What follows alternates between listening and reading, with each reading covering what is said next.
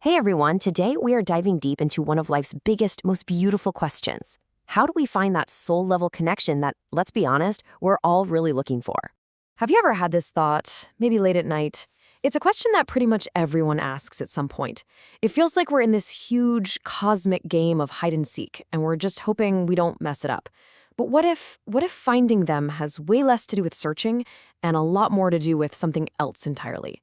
Yeah, because according to some of the most amazing thinkers on love and spirituality, the old advice about finding the one, that it's all about luck or being in the right place at the right time, is missing a massive piece of the puzzle. And that is the heart of what we're talking about today. The real path to attracting your soulmate isn't about looking out there, scanning every face in the crowd. Nope, it's an inward journey. It's about healing, about self-awareness, and really, about becoming the person you are always meant to be. So let's get this straight from the start. This isn't a game of chance. It's about consciously shifting your entire mindset and really getting to know yourself on a whole other level. This quote from Don Miguel Ruiz, who wrote the incredible book, The Mastery of Love, just nails the starting point. The real mission, it starts with you. It's about taking full responsibility for your own happiness, looking at the stories and beliefs you hold, instead of hoping someone else will come along and provide it for you. Okay, so if all the work is internal, what exactly are we looking for in there? Well, it turns out most of us have these hidden, subconscious barriers that are, and this is the crazy part, actually pushing away the very love we want so badly.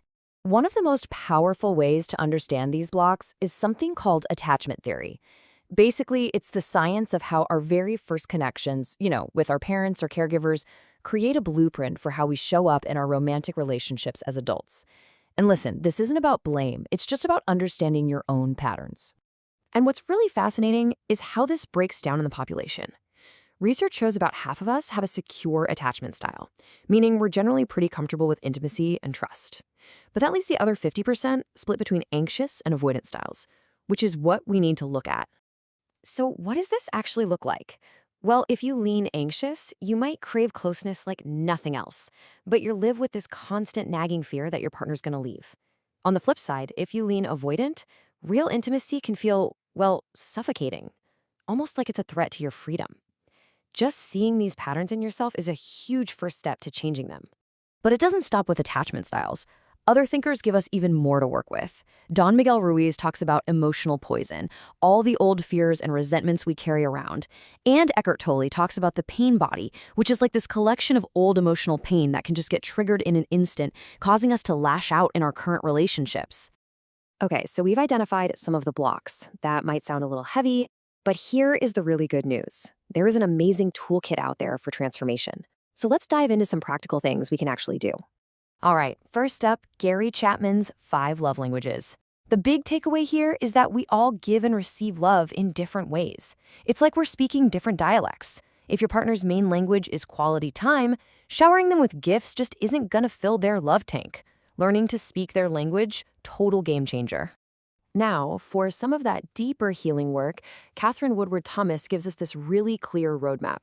Her whole program, it's not actually about finding someone. It's about preparing yourself. It means going back, consciously healing old heartbreaks, and letting go of those beliefs that tell you you're not worthy, so you can finally become the person who's ready for an amazing love. And hey, once you're in a relationship, the work continues. The legendary researcher John Gottman found that the masters of relationships build what he calls love maps.